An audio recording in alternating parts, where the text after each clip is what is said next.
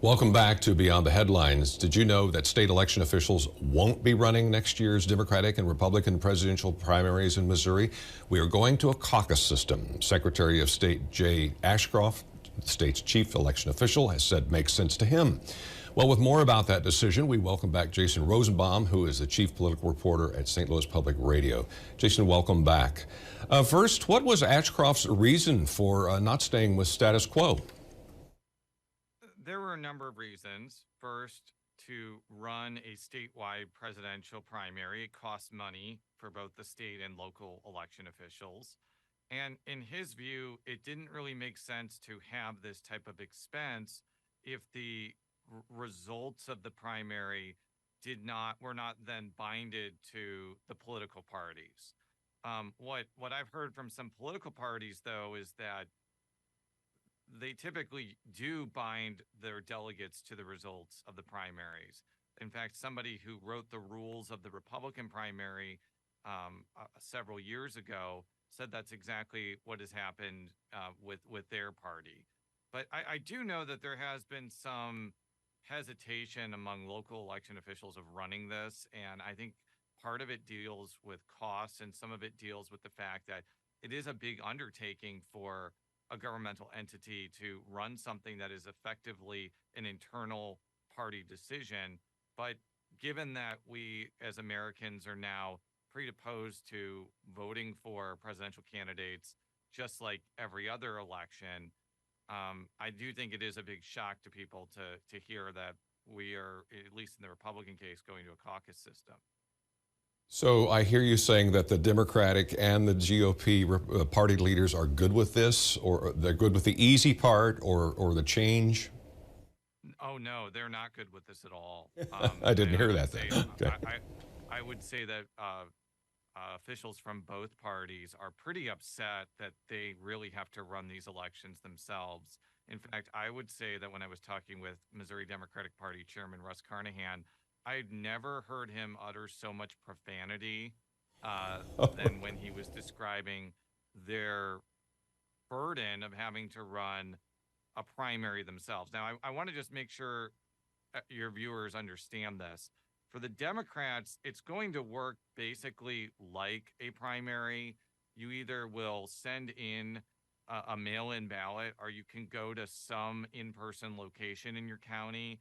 And in some larger jurisdictions, there could be multiple locations. But the Republican one is going to work pretty much like Iowa, where you're going to have to go to a location. The process is kind of arcane, and you may actually just have to like physically gravitate to the candidate that you want to vote for. And even the person that came up with these rules, Chris Cron Howard, says this process is not friendly to people that cannot devote a certain amount of time to this system, and it's not friendly to people that may be out of town at the time that a caucus is happening. So who will have the advantage in this situation in the end?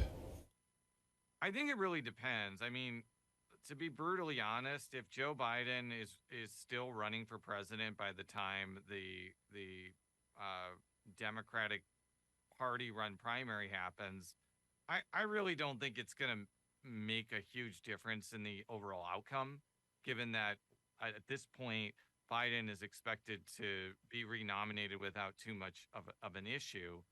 I think though, for Republicans, even though I think it is assumed fairly reasonably that former President Donald Trump is going to have a big advantage no matter what the system is, there could be a scenario where other candidates are able to get delegates through the caucus system if some of those candidates have a better organization than Trump.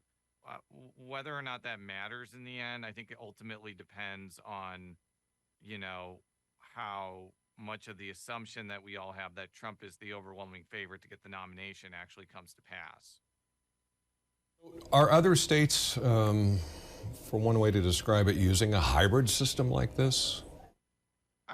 I mean, possibly. I don't think, though, there has been a situation where it went from a state-run process to then being the responsibility of the parties.